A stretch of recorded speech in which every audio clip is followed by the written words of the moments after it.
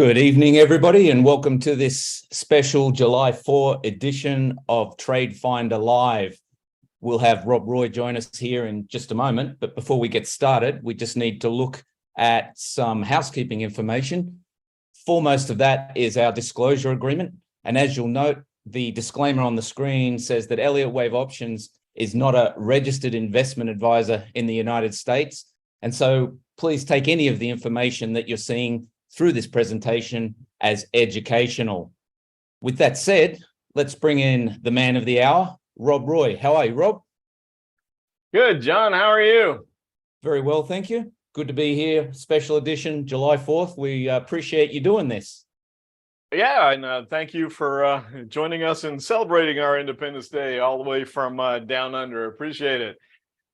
So happy Independence Day, everybody. As you can see, I have my July 4th shirt on. I also have the dragon capsule with some extra decorations on the flag and the eagle back there in celebration of July 4th. You will likely hear some fireworks going off in the background because there's an awful lot of them going on in the neighborhood right now.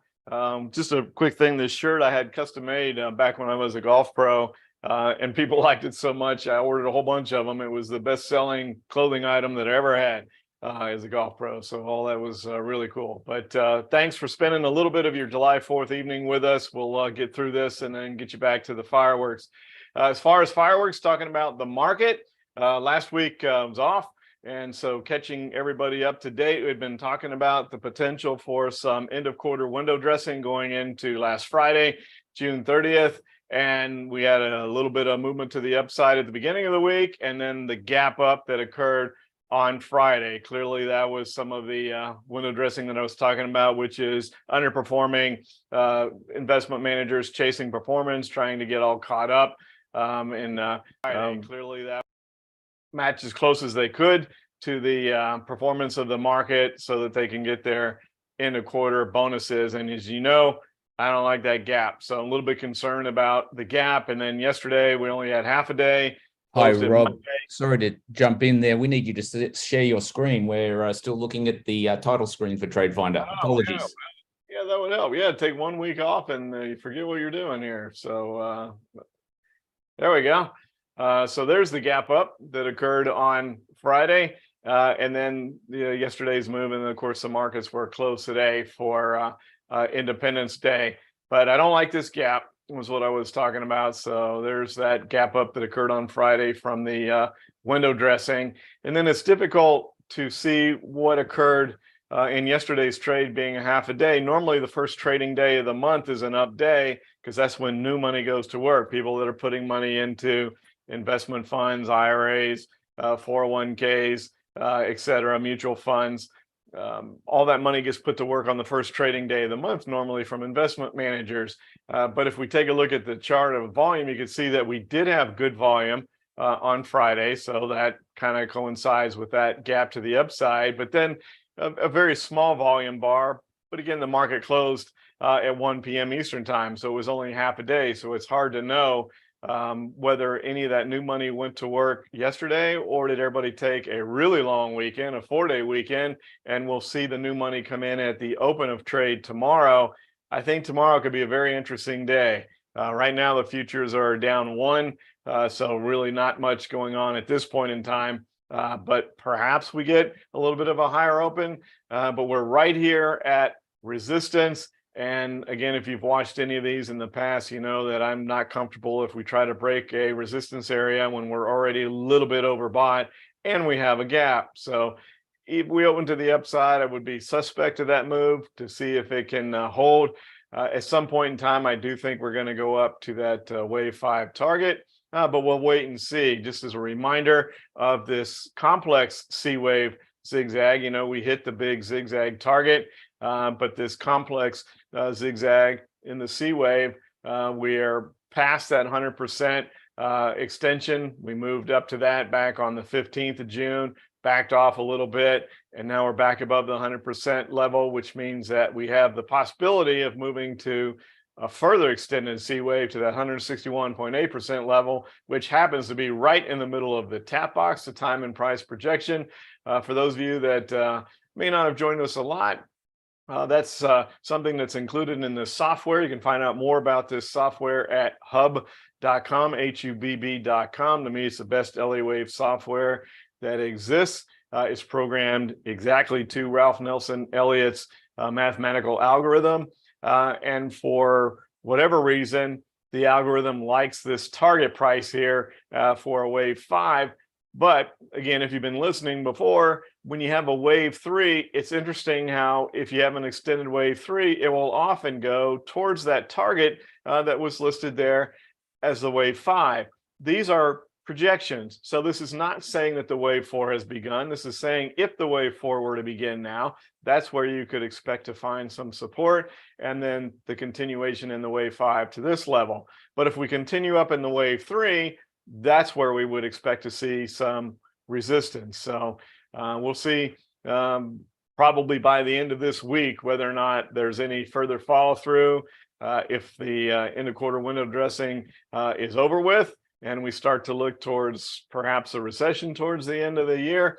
As you know, the Fed has committed to 2 more rate hikes, which took the rate cut off the Fed fund futures. There is no longer a rate cut forecast by the Fed fund futures this year. And so I'd be concerned of when do we fill this gap, sooner or later.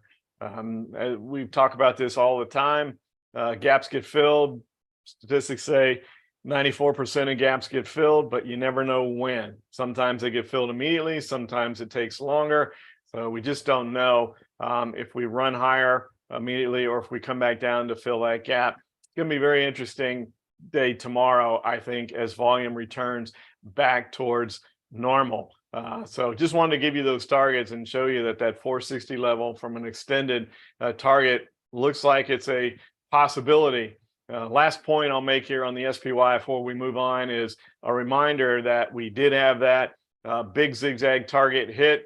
This is the complex C wave with a zigzag in it that has hit its 100% extension. That means that the Elliott wave patterns, the corrective zigzag pattern, all those things have done what they need to do. What we're looking for now is what is the possibility of it going to an extended level, the next fib level. So when everything has happened that's supposed to, you take a little bit of a pause. And what we like to do is look at one of our confirming indicators, the DMI, to see what kind of strength do we have left in the move.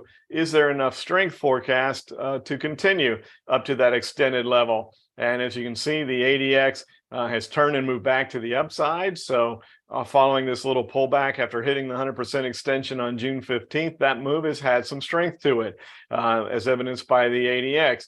The positive directional indicator and the negative have separated pretty well again. They had closed a little bit there towards the end of June, but separated once again. The ADX has not reached 40 yet.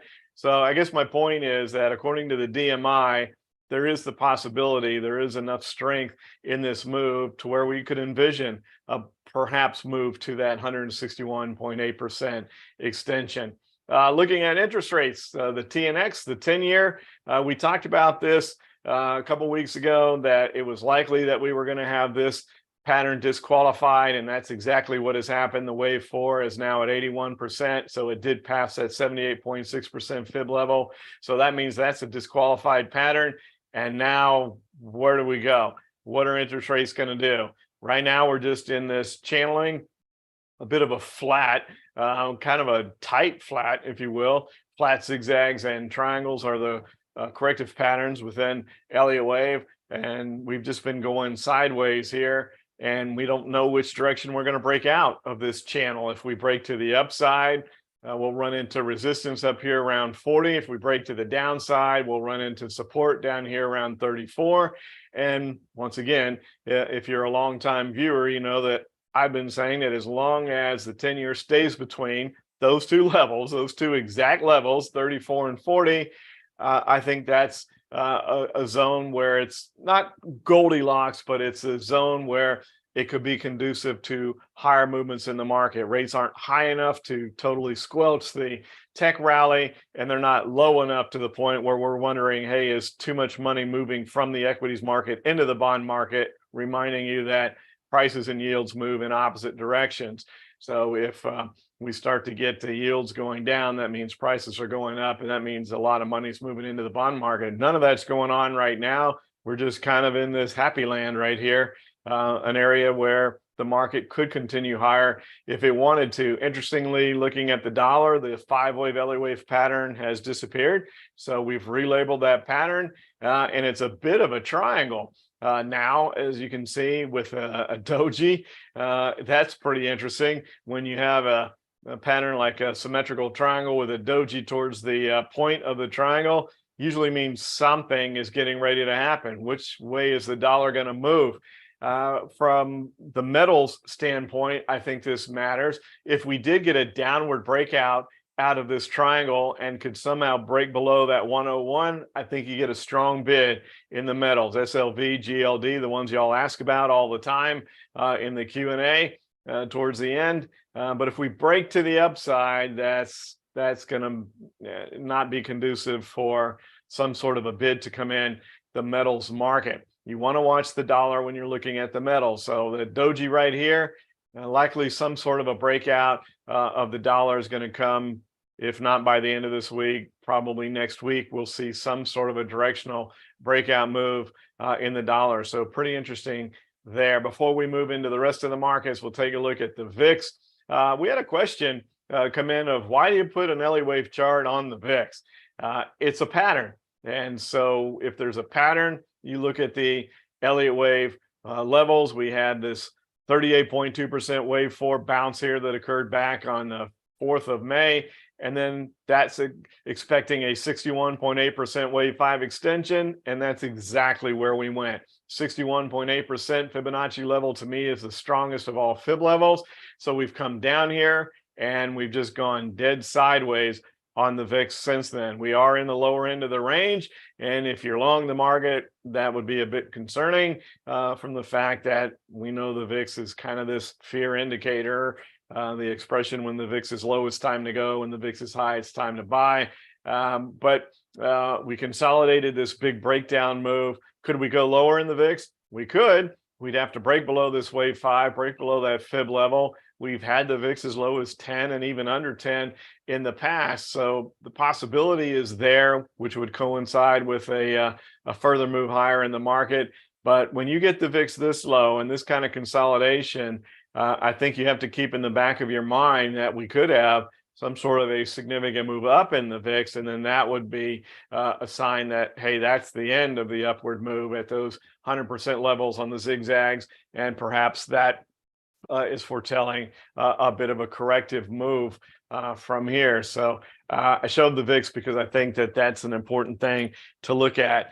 Some of our other markets that we like to look at, the DIA representing the Dow, also had the gap on Friday. Interesting to see gaps in both those big markets, and then not much happening yesterday in the half day. But we do have a 5-wave qualified Elliott wave pattern to the upside here on the DIA with a target up around 355 there, where that wave 5 is.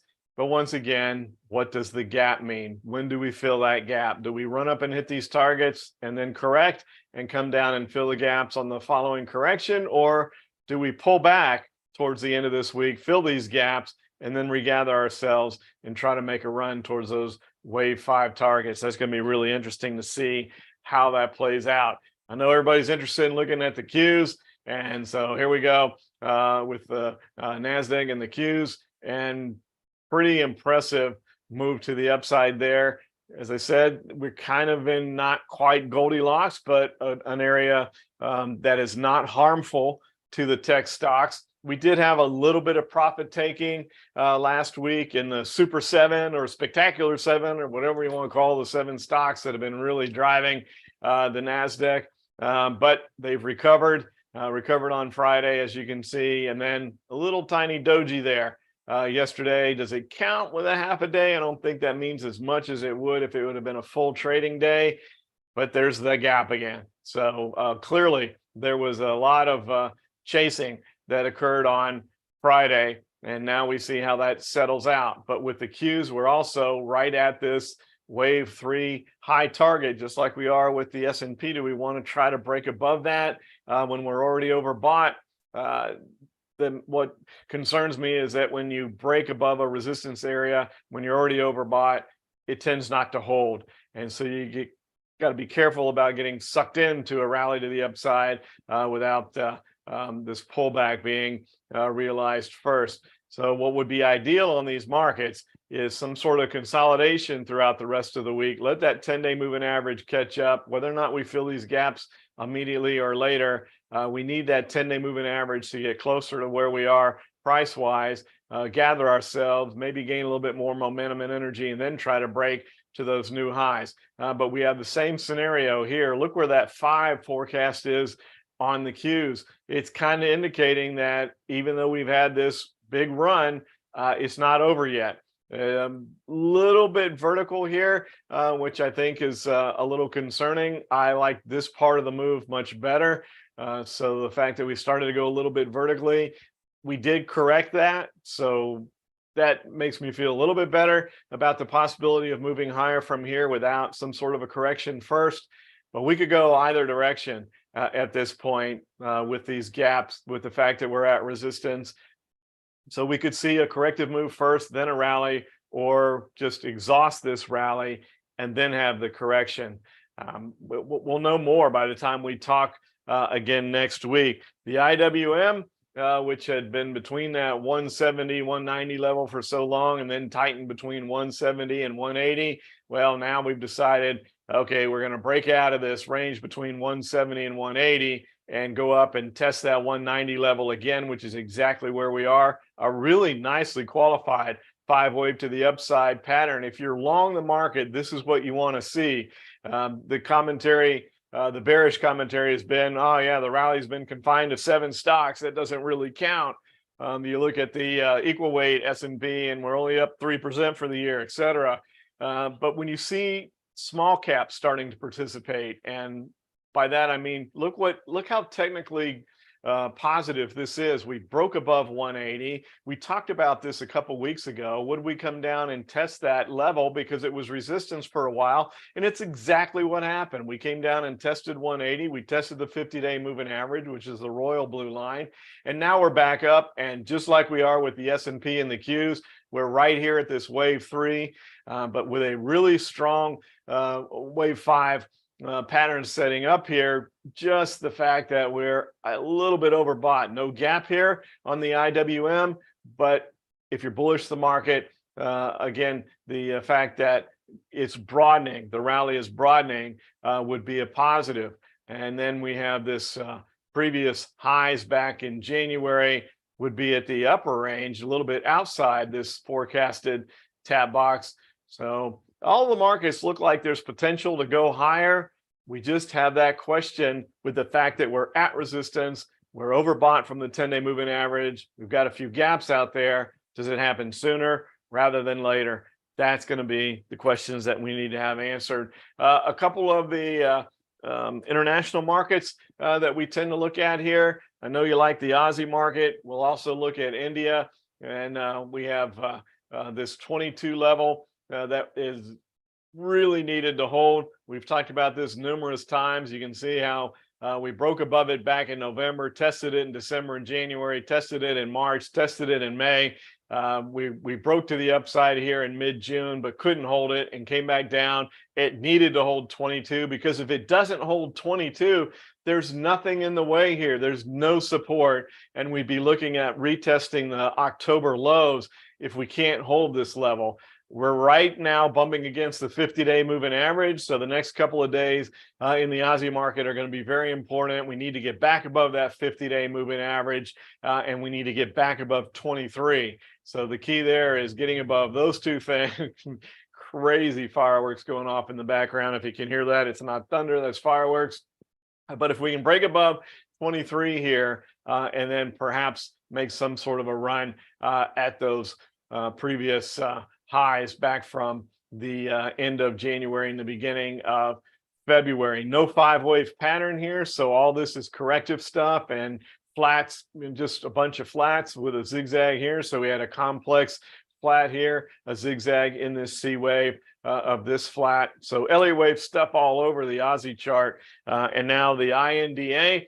I know everybody likes to look at this one as well. And so impressive what's going on in the Indian market. And there's a lot of manufacturing that's being moved out of China into India with all the political stuff that's been going on with China.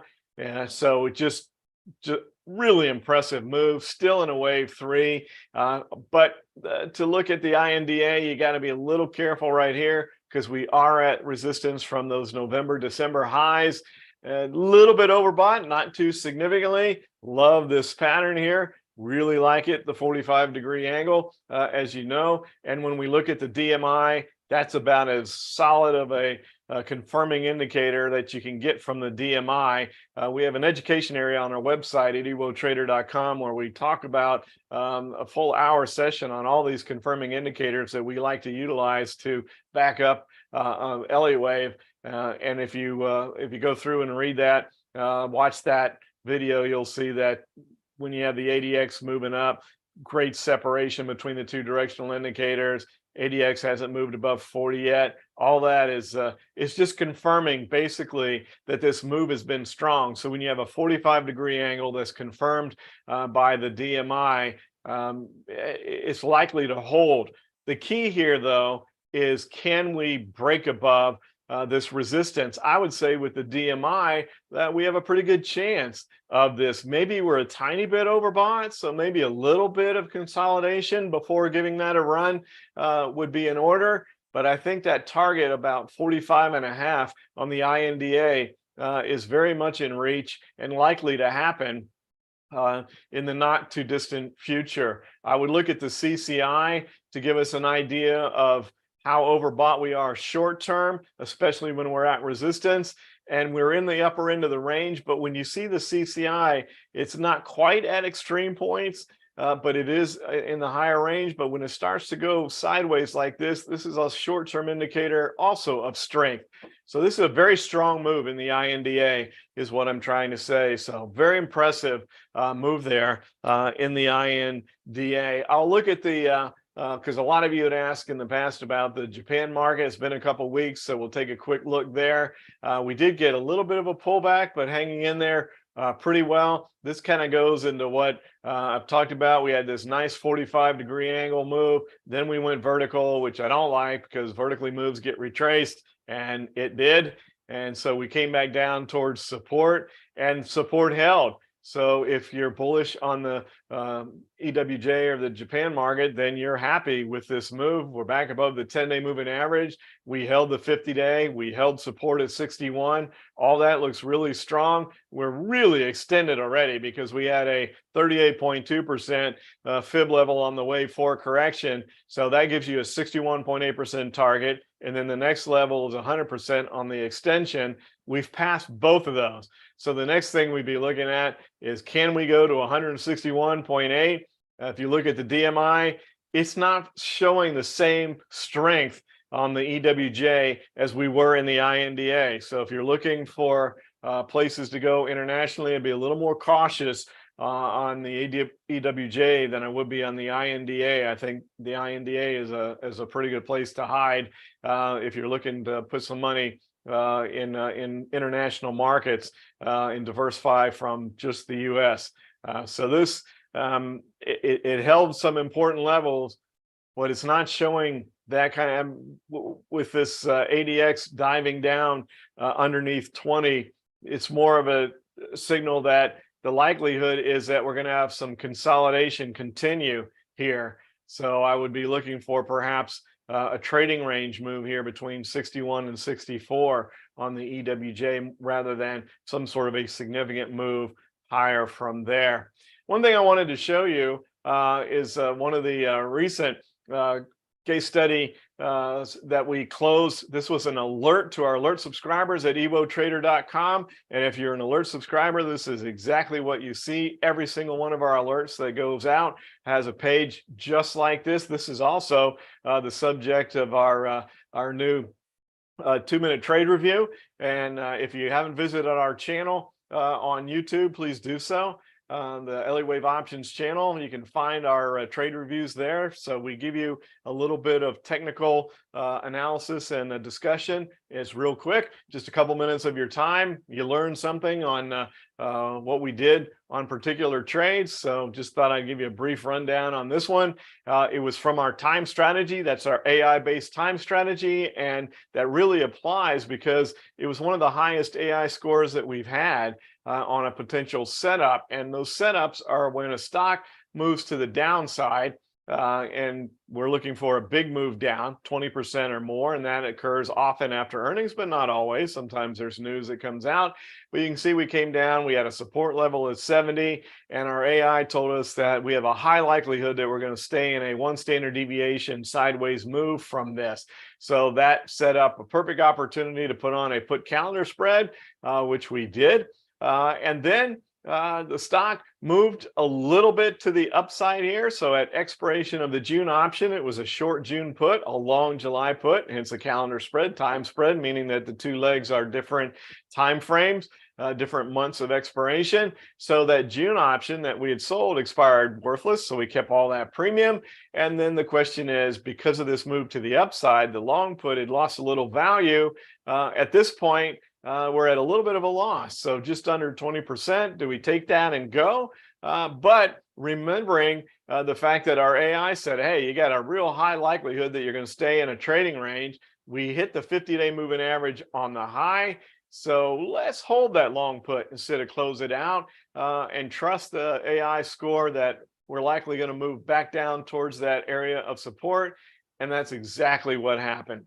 So the stock just within 2 days moved right back down to that area there at 70, which is what the AI said it was going to do. And so making that slight adjustment, which is one of the things that you get the benefit of as an alert subscriber at EWOTrader.com, is we send you out alerts for not just entries and exits, but for adjustments as well. And in this case, instead of just closing it out and taking just under a 20% loss, we were able to generate, by holding that long put 2 extra days, again, putting faith into the AI score, an 86% gain. So a really nice gain here, $450 gain on less than $500, or right at $500 going into the position. So worked out extremely well. So wanted to share that with you and show you the beauty of the alert service, as well as the AI in our time strategy has been working extremely well. All right, so let's take a look at a bit of a review here of our case study considerations that we identify at TradeFinder. The difference here during TradeFinder is we find something and then you're kind of on your own. So we identify a chart, looks good.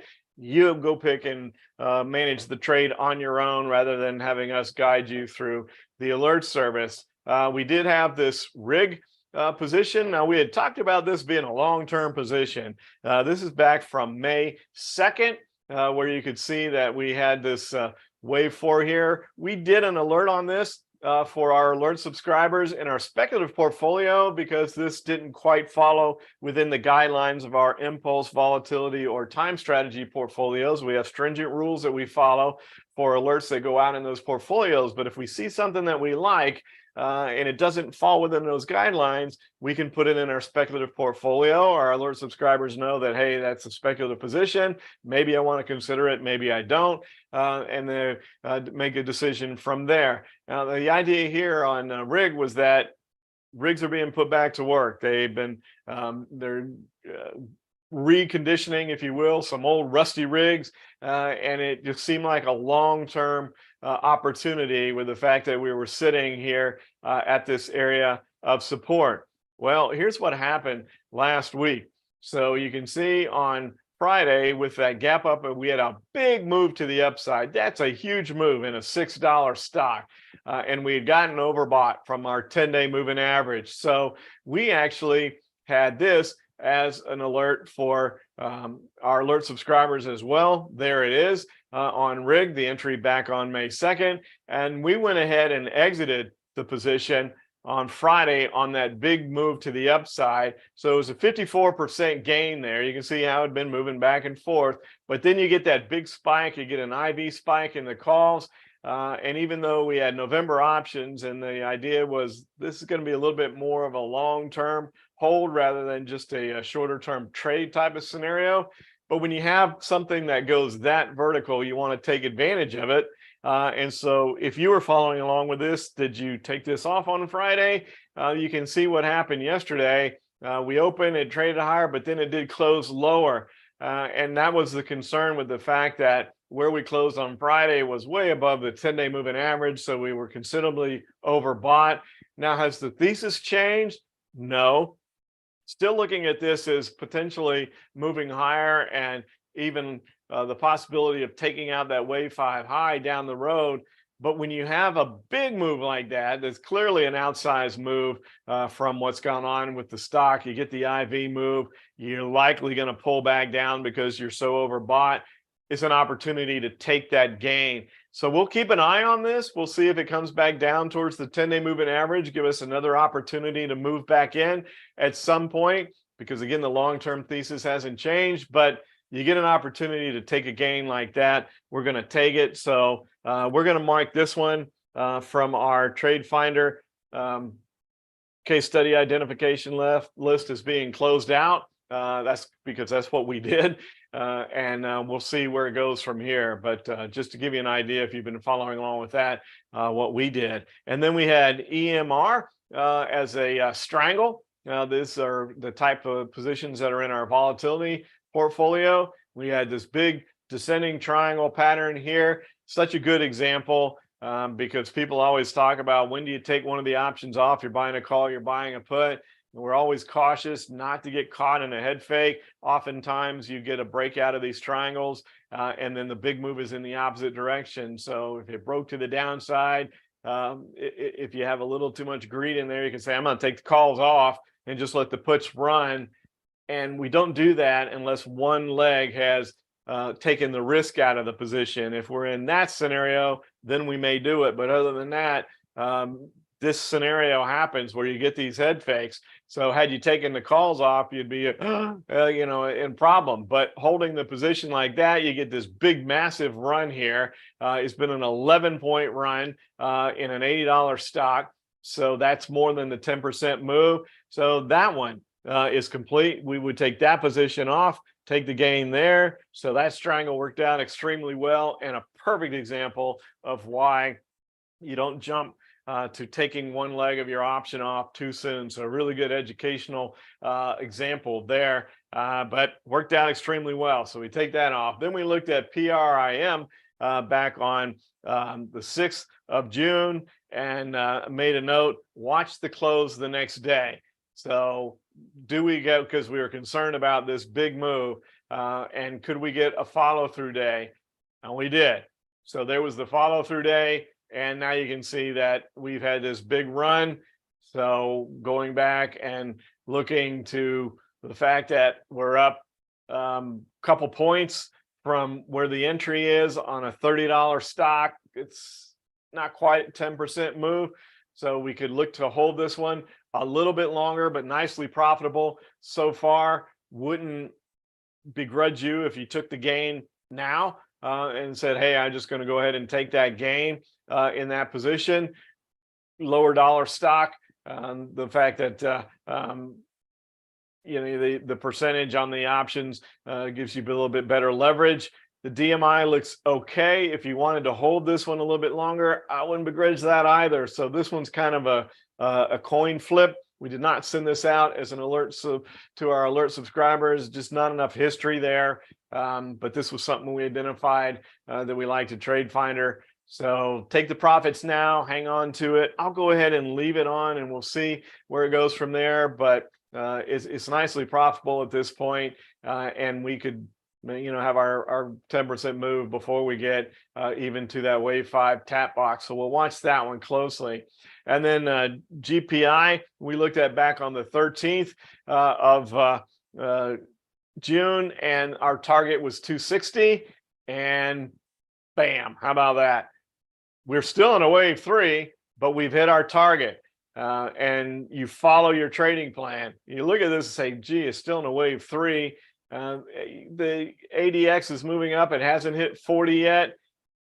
you could stay in this if you wanted to. For me, I'm a little concerned with the fact that the breakout from this consolidation is a touch more vertical than I'd like. It's not horribly vertical, but we wrote down in our plan that we were looking to go to 260. We did that.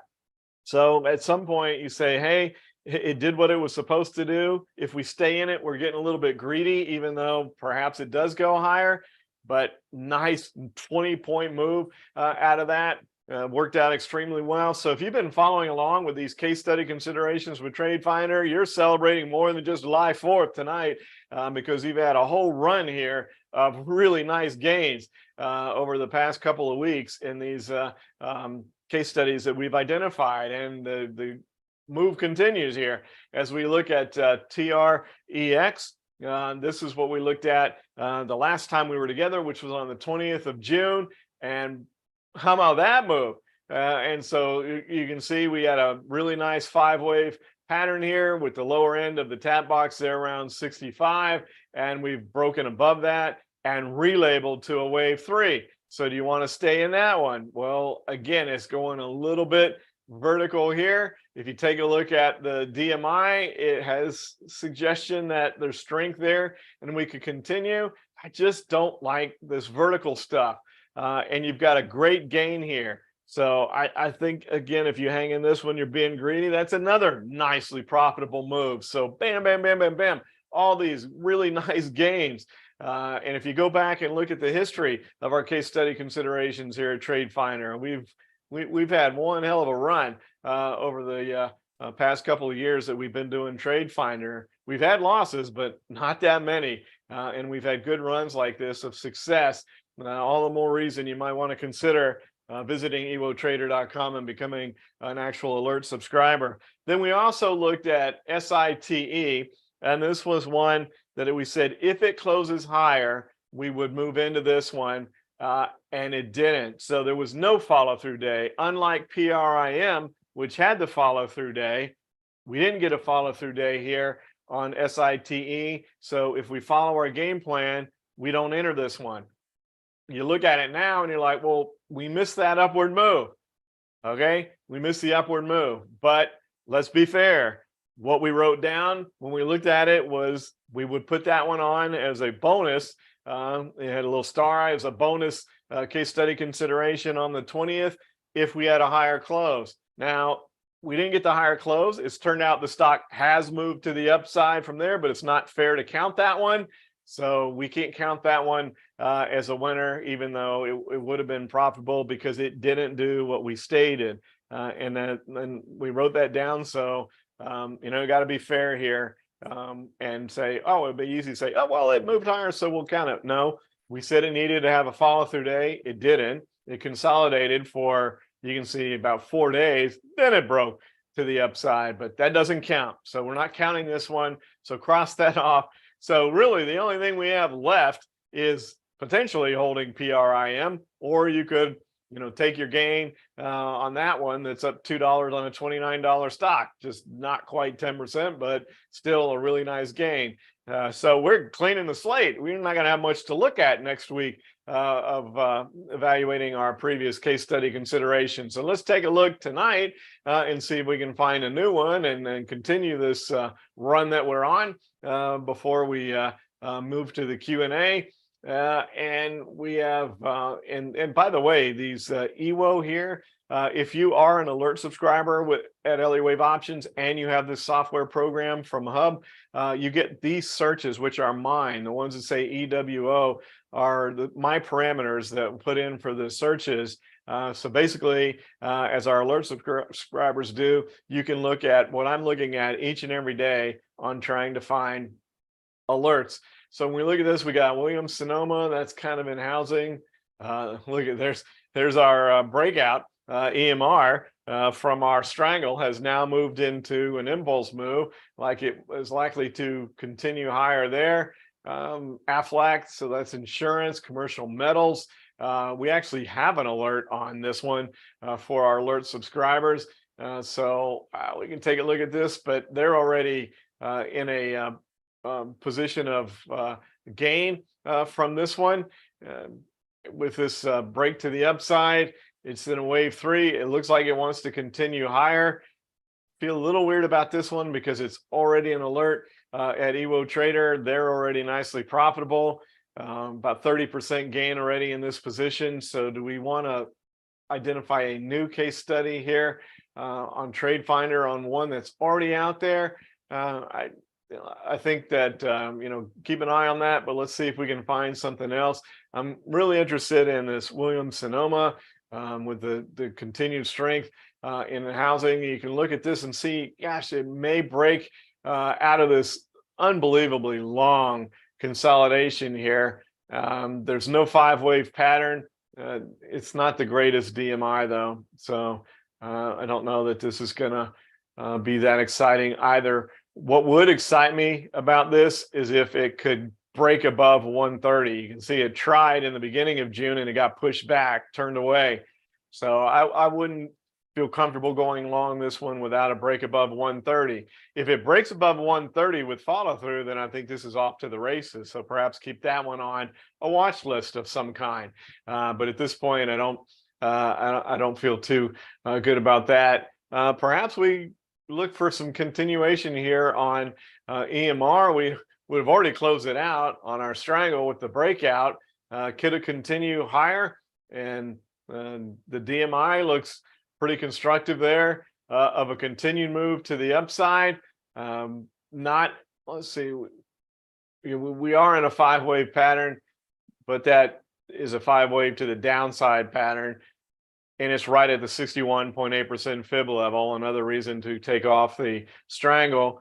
So I don't like that one. We'd have to wait and see if this pattern became disqualified, even though our confirming indicators are saying, hey, there's a lot of strength to this move. It could continue. There's going to be some resistance not too far ahead there at 95. And let's keep an eye on this one too. If it can break above 95, we've already closed it out as a gain in our strangle. If it can break above 95, disqualify this 5-wave LA wave pattern and move higher, then we have something working here, and that could be a potential bullish position at that point. But right now, I think probably not. Let's look at AFLAC here, AFL, and see what that looks like.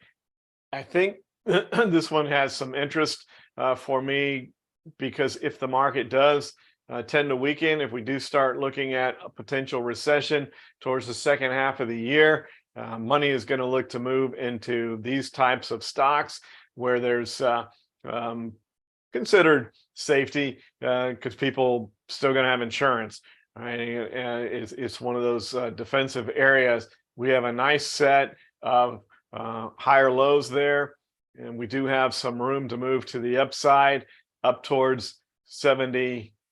Was it 74, 73, 74? So at that point, we'll run into resistance.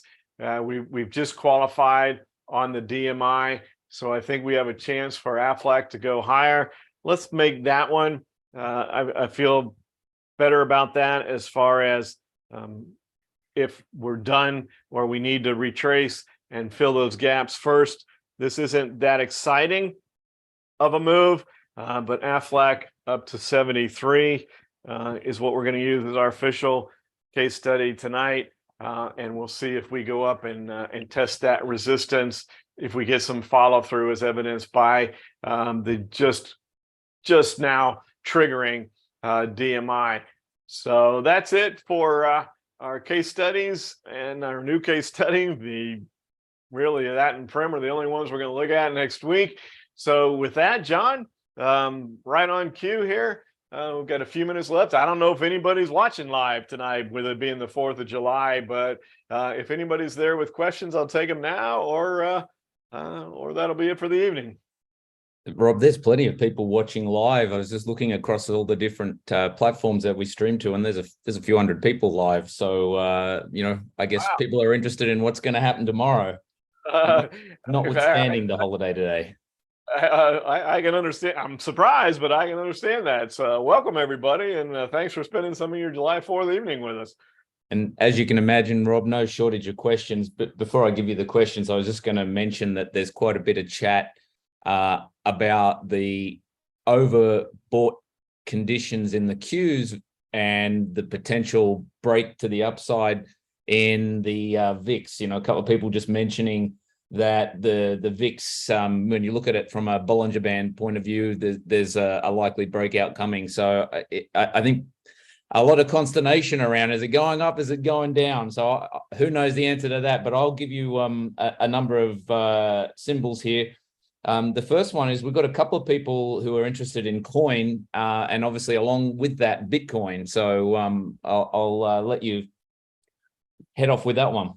All right, yeah. So we'll look at Bitcoin and coin, and we did get some relief on coin from the regulatory stuff, and we have a really constructive deal. I can see why people are interested in this. I believe we talked about this before, that we needed to break above 70, and if we did, that would become really interesting. It held 50, and it seemed to be in the news just all the time with all the regulatory stuff, and it made it kind of a hands-off thing.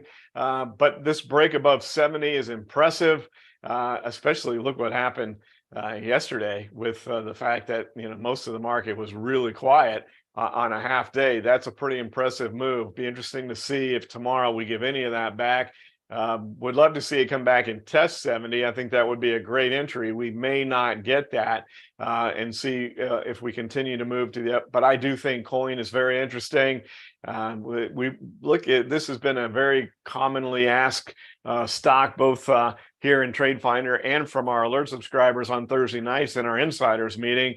Everybody seems to be, or a lot of people seem to be interested in this, and that break above 70 certainly looks like, hey, we may be off and running here. We talked about, we'll look at Bitcoin with the potential halving that's coming up first quarter next year. We're in that time frame where, at least in the past, Bitcoin has taken off.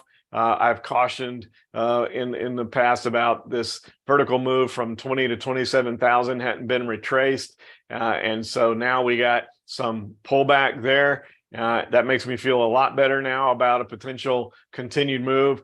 We're consolidating right here around 30,000. I did check Bitcoin because I know trades 24/7. I got it, everybody. But we do get end of day prints like we do with the futures, etc., for our end of day charting program. And this is kind of where we are right now. We're above 30,000, a little bit lower than this, but still above 30,000 right now. And if we can break above 31, we talked about this, I believe, a couple weeks ago, that we would not want to see it break above 31,000 on this vertical part of the move. And at the ideal scenario, it would be some consolidation, let the 10-day moving average catch up. Well, that's exactly what's happened over the past 2 weeks since we talked. So now it's really interesting to me that now if we could break above 31,000, I think that has legs. And Bitcoin could be off on its normal run that tends to occur about 9 months into the next projected.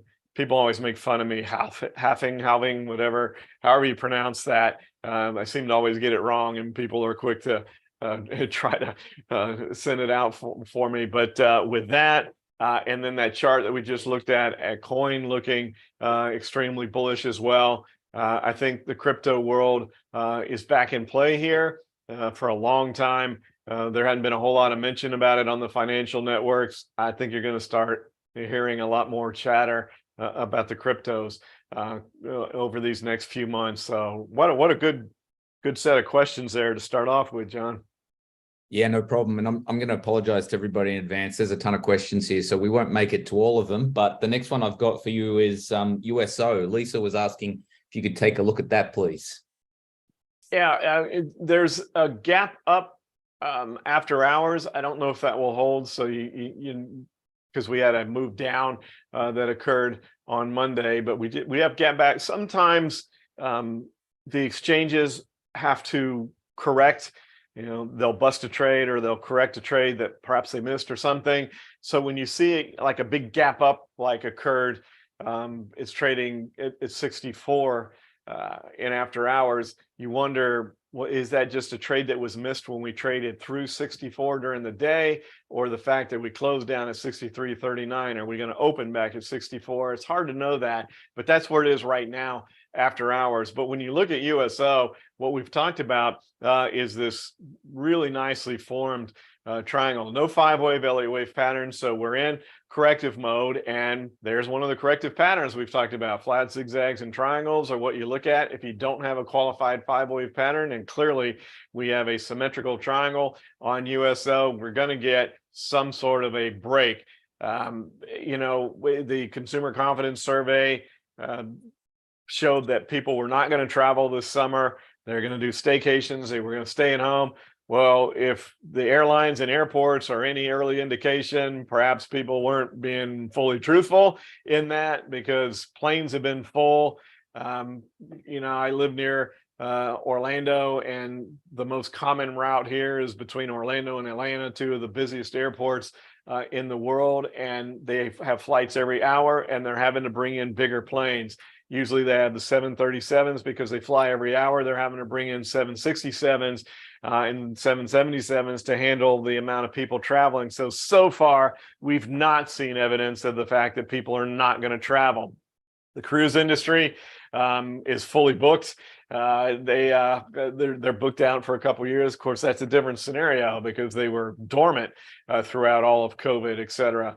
But you wonder if that could lead to an upside breakout in oil, if the demand is going to be higher than expected, or is this just kind of an outlier and people really aren't going to travel, and then oil breaks to the downside? Hard to know which of those two scenarios is going to play out. The one thing that does seem pretty clear from this chart is we are going to get some sort of a significant move out of oil, and probably very soon. That consolidation there, the ADX not quite down to 15, so maybe we're not quite ready to break out yet. The ADX breaking below 15 is one of the guidelines that we look at for when a triangle is ready to break out. It's just something that helps us. Clearly, a triangle can break out without an ADX below 15. We miss those because the last thing that you want out of triangle is for the stock to go an extended sideways movement. And when you have the ADX lower, that's less likely. It can still occur, but it's less likely. With the ADX below 15, it means it's consolidated longer. So that means you're likely more towards the point of a breakout. So do we consolidate a little bit more, or do we break out sooner rather than later? But in the not too distant future, I feel comfortable saying we're going to see some sort of a move in oil, and perhaps something along the lines, it doesn't have to be to the upside, but something along the lines of that kind of a strength, that kind of a move, whether it's upside or downside. It's going to be really interesting to see. There's no way to know. That's the beauty of triangles, and that's why we do triangles. At EWO Trader, you don't have to pick the direction. Thanks, Rob. Next one I've got for you is from Ren, and I think Ren is a regular watcher on YouTube. I think he also watches you over when you're on the Hub channel, so we should mention that for everybody else. Rob is doing an extended Q&A on Fridays over on the Hub channel, so if you want to get more of this analysis and get more of your questions answered, that's a great place to go on ahead. What time's that, Rob? I think during the trading hours, right? 2 p.m. during the market. Yeah, so it's live during the market. So, you know, we get a chance to talk about what's going on. Live Q&A at 2 p.m. Eastern time on Fridays. Yeah, thanks for bringing that up, John. So yeah, go over and register at Hub Financial on YouTube, and you'll be notified when we come on live. So we do a 30-minute Q&A there, and we get some really, really good symbols, and we've got some loyal people there as well that show up every week. So yeah, a couple of ways for you to get your questions answered.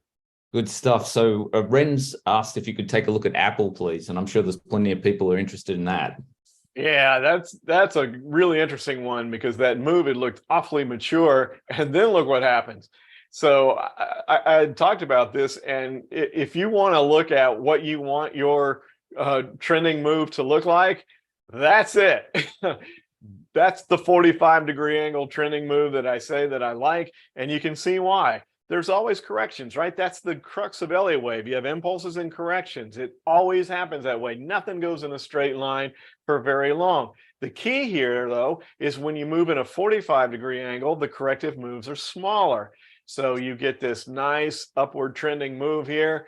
And then we had the gap up on Friday. So we had a little pullback yesterday in Apple. We're already at 173% extension. So we're past the 161.8% extension. That would be the only thing that would concern me with Apple. We've had questions in the past. People said, well, can they go to 261.8? Because that's the next fib level, right? It's the summation series. You add the previous levels, it gives you the next. So you go from 61.8 to 100. So those two together give you the 161.8. So the next one would be the 161.8 plus 100. That's how the 261.8 comes in. It happens, but way less frequently than 161.8% move. So I said before that I thought this move on Apple looks awfully mature. And then you have to wonder, was that move on Friday a bit of a blow off top, especially when you see the ADX is near 55. That's extremely high. It's even high for Apple. So it's a hard one to chase right now. I could be wrong. The move could continue to the upside. But for me, if you've been in this move, I would be really tight with your stops and be quick to take profits if you start to see any sort of a breakdown here. The ADX is telling you that's a very strong move. The strongest part of the move is over. I always like to highlight that doesn't mean the move is over. What means the move is over was when the ADX breaks back down below 40. That tells you the move is over. This is telling you the strongest part of the move is over, but could it continue in a weaker move? Yeah, it could. I just would be cautious of this, but man, that is one heck of a move out of Apple. Now, the last thing is being this close to 200. Are we going to stop without hitting 200? That would be hard to believe as well. So I think the likelihood is that we go touch 200 and then we have to see, all right, do we really have the infrastructure, if you will, to go beyond that, or is that going to be an area where people start to take profits? So yeah, I think 200 is going to be key there, but what a great chart. Thanks, Rob. And maybe to finish off, we've got quite a number of questions around the EV space. Tesla, obviously, but also Rivian, which had a pretty good kick up today, and then some questions on Lucid, which I saw a little video from a couple of weeks back saying that you didn't like the look of the chart as much as the car. So maybe we could just have a look and see whether you like those charts any better to conclude for today. All right, that sounds good. So Tesla, what a shocker that Tesla's on there. And the gap up was because of they beat Sunday night. They came out and beat the expectations on the number of cars delivered, which most of the analysts, if you read through the rhetoric, that's the dynamic they look at, not the forecast, whatever. What are the actual deliveries? And they beat it. Now, Tesla's had a heck of a run because of, as you were talking about the EV space, John, with Ford, GM, Rivian, all these other electric car makers utilizing their refueling, if you will. Refueling isn't the right word. Recharging stations that Tesla has already got the infrastructure for. So they're all going to be paying Tesla for use of that. That was what helped that unprecedented 13-day in a row move to the upside that Tesla had. So here you can see there was a little bit of a tick down. This is kind of what I'm worried about with Apple, but it's trying to curl back up. But is that, the gap up? And what news is left now? So they had the run, they had the news from the other makers, they've beaten their estimates on deliveries. Where's the catalyst to move higher from here? You kind of have the same argument that you're at 280. Would we stop without hitting 300? I could see that argument, but I don't like this gap. And I think if you participated in this, again, be quick to take some gains here as we approach 300. It would be surprising not to see 300 hit, but do we come back and fill this gap first? We're overbought. We have the gap up. Maybe we need to come down and test 260 before moving to 300, or maybe we just power right to 300 and then look to perhaps come back down and fill the gap. So that's pretty interesting. But yeah, that was the news on Tesla. And then Rivian, I'm not as familiar with whether that's a piggyback off of the Tesla news or if they had news of their own. But that's a pretty impressive move there to the upside, although we are now at resistance. So this concerns me here. We're moving back to the previous 4. We're almost there. The wave 5 ended. If you have a wave 5 that doesn't extend more than 100%, you move back to the previous 4. We're there now. We're right at that area. We're at an area of resistance. We gapped up in yesterday's trade following 2 other up days. So good follow through there. But is this a bit of a blow off top? So we have a gap. We're way overbought. We're at resistance. I think you have to be cautious here too. Now, if we can break above 20 with follow through, then we're probably running to 30 because there's nothing to stop it. There's no resistance. It's clean air, using cars as an analogy. You know, you're out front, you don't have the exhaust from the cars in front of you and all the little rubber pellets from the tires. There is nothing to stop it. But I go back to one of the things that I harp on all the time is that I don't think you want to see it break through 20 tomorrow.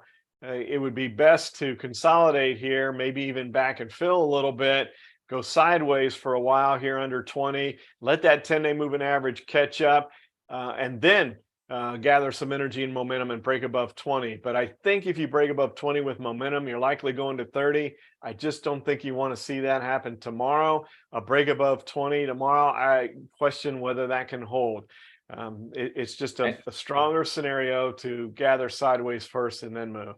And Rob, just to add in that, Patrick, who's participating on our Zoom stream, is saying that there was some news that they're going to issue some additional shares, which will be bought by a Saudi interest, the Saudi PIF. So that may account for some of the strength there. That's interesting too, because usually when you dilute the float like that, that's a negative, right? But I guess if they're viewing it that, you know, that Saudi fund, that big fund that they have, is taking a stake here, then they must see some future value and taking off what is normally viewed as a negative on increasing the float by the interest and the fact that I guess they're buying it off. So that, you know, turns what is oftentimes a negative into a positive. So that's interesting. I wasn't aware of that as I was away last week. So that news I hadn't heard. So let's take a look at Lucid, which I did make the comment that I like to look at the car more than the chart because that's been an ugly chart. Just no doubt about it. We're getting a little bit of a bounce here in the wave 4.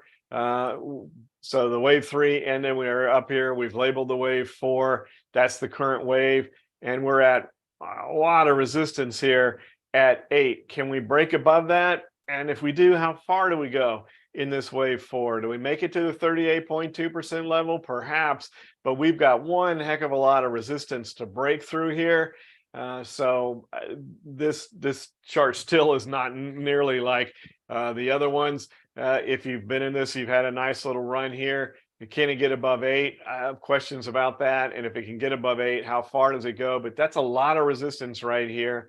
So if you caught this run, I think I would watch a potential turn back down here around 8. Let's see what happens when it actually hits 8. There's just so much resistance there. So still the ugliest of the charts. But yeah, I think it's a pretty cool looking car that they make. So we'll see if they can bust through that 8 level. Now that changes the scenario. If they can break above 8 with follow through, all these shorts that have their stops at 8 are going to have to unwind them, and so you'll have a short covering rally there, and perhaps you make it all the way back to 10 or 11, so somewhere in this range. But it's got a lot of work to do to break through that first, so I'd have to wait and see that occur. So thanks everybody. Thanks John for stepping in tonight, helping us celebrate over here in the US on July 4th. Thanks so much to everybody that donated some of their July 4th time. We appreciate you being here, and well, time's the most valuable asset we all have. We know that, especially on the celebratory evening. We had a lot to celebrate with our case studies, and enjoy the rest of your 4th. Thanks for joining us tonight. Look forward to seeing you again soon. Take care, everybody.